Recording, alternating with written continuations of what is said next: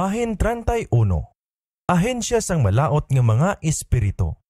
Ang kaangtanan sang makita kag sang indi makita nga kalibutan, ang pag-alagad sa mga manugtunda sang Dios kag ang ahensya sang malaot nga mga espiritu sing maathag ginapahayag sa kasulatan nga nasamay sing tingob sa tawuhanon nga maragtas.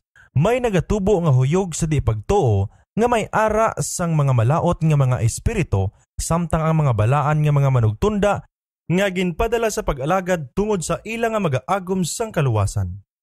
Hebreo 1, versikulo 14. Ginakabig sang kadamuan nga mga espiritu sang mga minatay.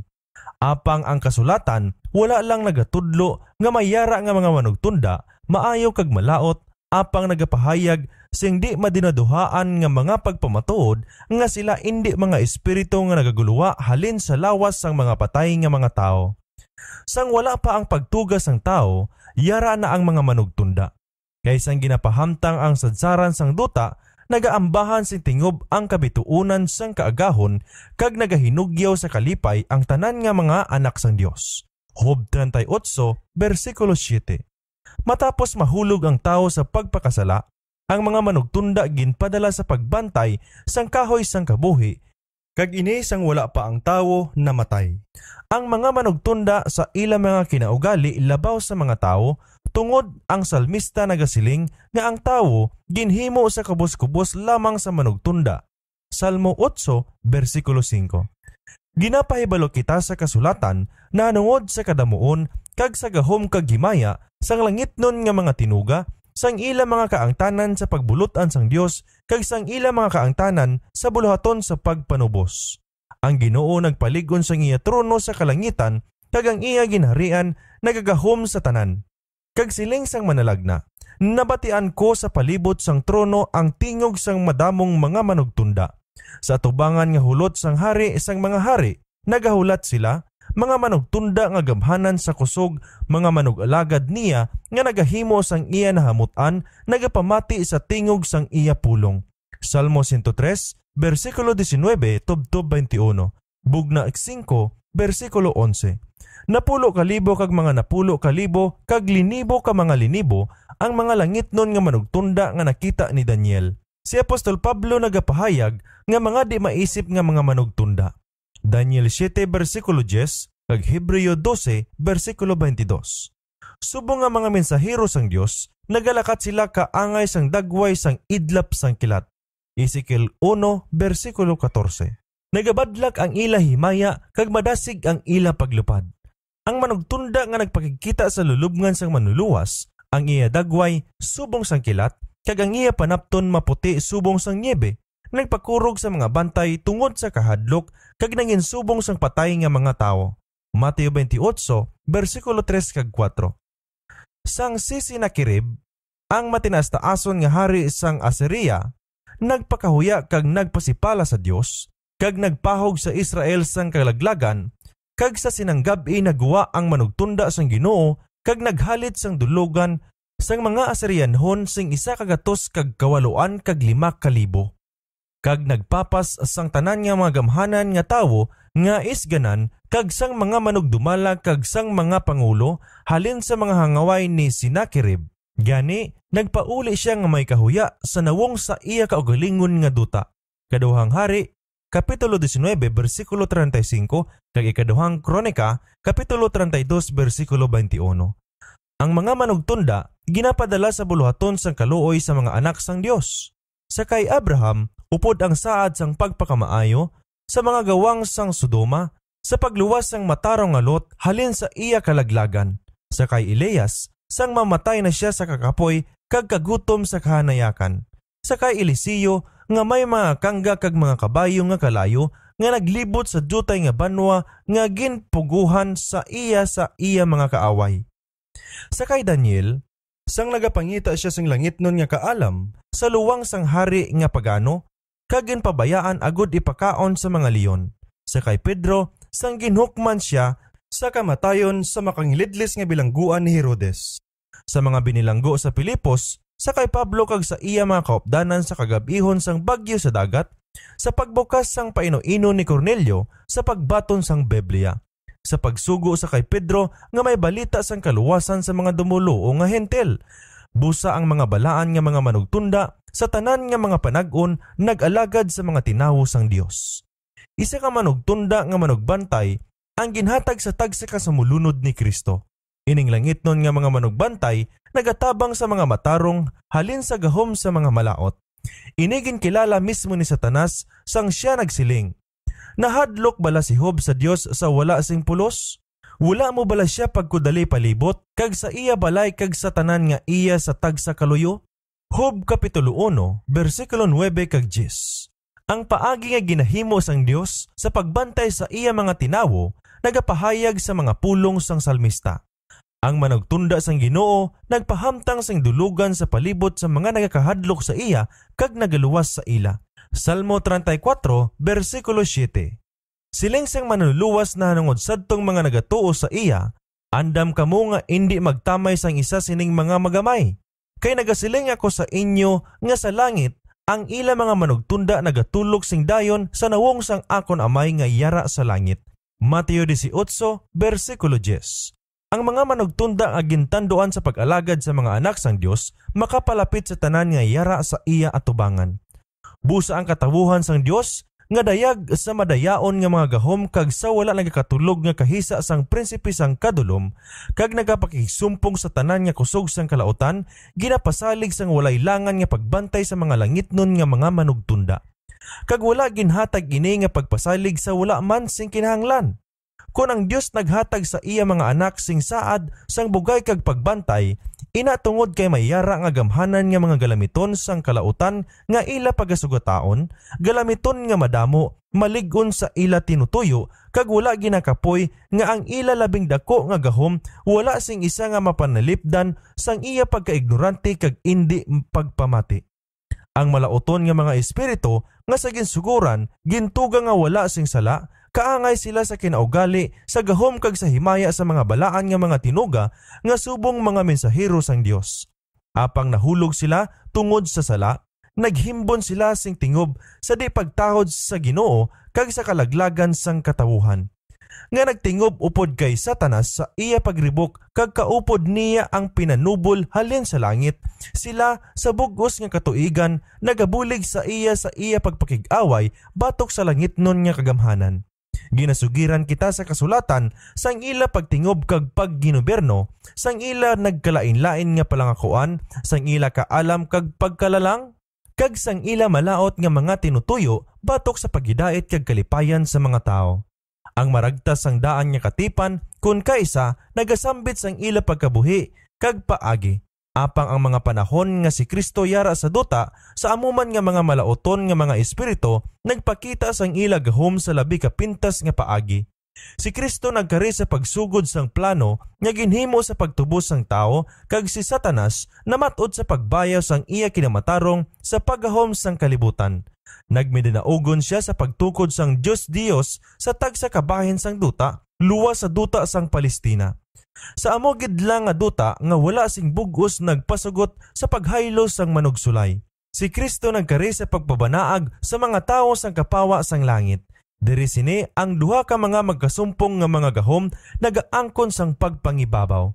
Si Jesus nagauntay sang iya mga butkon sa paghigugma, nagaagda sa tanan nga makasangkol sa pagpangita sing kapatawaran kag paghidait sa iya. Ang mga kasoldadusan sang kadulom nakakita nga wala sila sing latid nga pagpahimugong kag nahangpa nila nga kun ang misyon ni Kristo mangin madinalagon ang ila mga tulumanon kag ang ila paggahom matapos na sa madali. Ang kaakig, si Satanas subong sang isa ka nakandinahan nga leon kag mahinangkaton nga ginapakita sini ang iya gahom sa mga lawas subong man sa mga kalag sa mga tao. Ang kamatuoran nga ang mga tao ginagahuman sang yawa na saysay sing maathag sa bag-ong katipan. Ang mga tao nga ginsakit sa sini nga bagay hindi lang nagaantos ang balatian bangod sang kinaugali. Si Kristo may himpit nga paghangop sang butang nga iya ginaatubang kag nakilala niya ang diretso nga presensya kag ahensya sang malaot nga mga espiritu. Ang masakit nga halimbawa sang ila kadamuon gahom kag dumot kag sang gahom kag kaluoy man ni Kristo nahatag sa kasulatan sang iya pag-ayo sa mga yawanon nga sa Gadara. Yadtong makaluluoy nga mga yawanon nga nagapamugra sa tanan nga gapos nila, nga nagahiwasa, nagabulura, nagakaakig, nagapuno sang kahawaan sang ila pagsinggit, nagapintas sang ila kaugalingon, kag santong magapalapit sa ila. Ang ila nagadugo, kag naliwan nga mga lawas, kag nagkalaglag nga mga hunahuna, nagapakita sang isa ka talan-awon nga nagakalipay sa prinsipe sang kadudulman. Ang isa ka espiritu nga malaot nga nagagahom sa isa ka nagaantos nagsiling, "Si Legion ang akon ngalan, kay madamo kami." Marcos 5, versikulo 9. Sa Romanhon nga kasoldadusan, ang isa ka legion nagalakip sang mga 3 tubtob 5,000 ka mga tao. Ang kasoldadusan ni Satanas ginatipon sa kinabunman, kag ang isa ka kabon nga napasakupan sining espiritu nga malaot may kadamuon nga indi magkulang sa isa ka legion. Sa mando ni Jesus ang malaot nga mga espiritu nagpalagyo halin sa ila mga biktima, ginbayaan sila nga malinong nga nagapungko sa tiilan sang manluluwas, but-anan, maalam kag malulo. Apang ang mga demonyo gintugutan sa pagsulod sa isa ka panong sa mga baboy nga nagdinaguso pakadto sa dagat, kag sa mga pumuluyo sang Gadara ang pagkawala nila labi pa kakapirdihan sang sa pagpakamaayo nga nahatag ni Kristo, kag ang langit nun nga manugbulong ginpangabay sa paghalin. Ini amo ang resulta nga gindihon ni Satanas nga maangkon. Paagi sa pagpasibangod sa kay Jesus sini nga kapirdihan, napukaw niya ang mayayahon nga kahadlok sang tao, kag napunggan sila sa pagpamati sang iya mga pulong. Si Satanas pirmi lang nagaakusar sa mga Kristohanon nga amo ang kabangdanan sa mga kapirdihan, kadimalason kag mga pag-antos sa baylo sang pagbutang sang pagsabdong sa mga dapat patundan sa iya kaugalingon kag sa iya mga galamiton. Apang ang mga katuyuan ni Kristo wala mapatiko.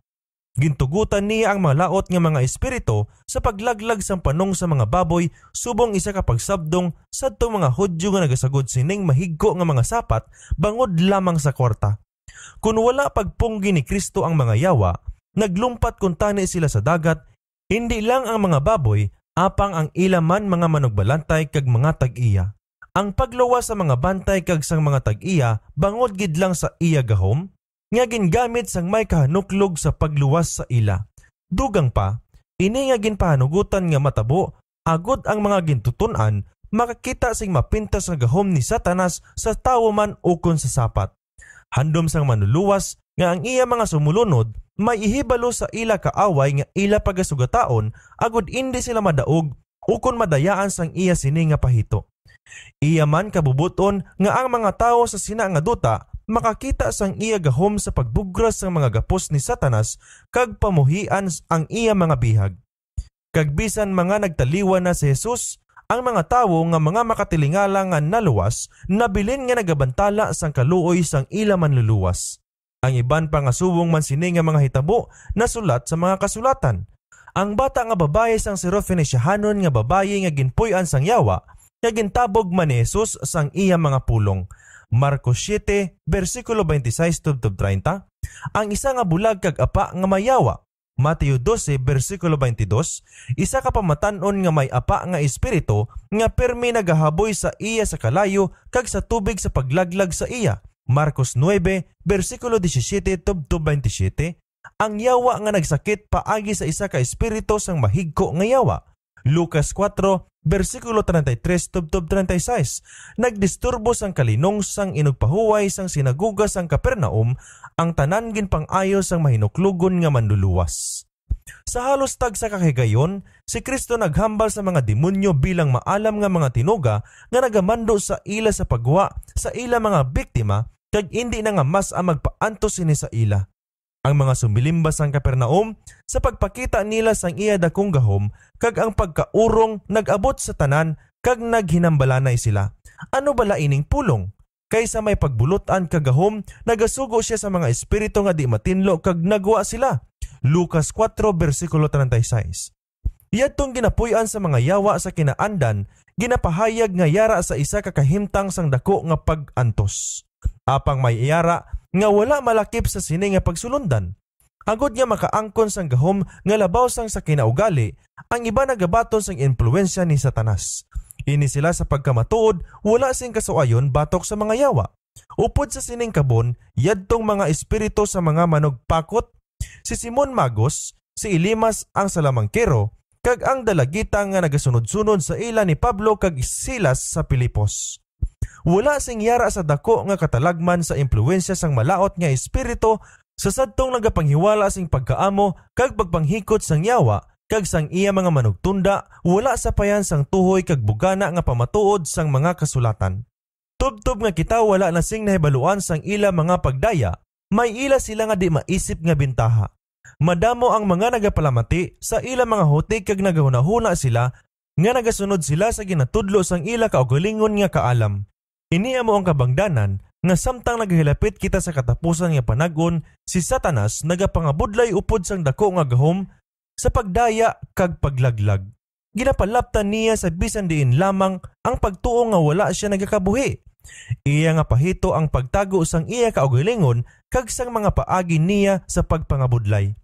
Wala na sing ano paman nga labing ginakadlukan sang dako nga manugdaya sang sa bagay nga mangin maathag na sa aton ang iya mga pahito.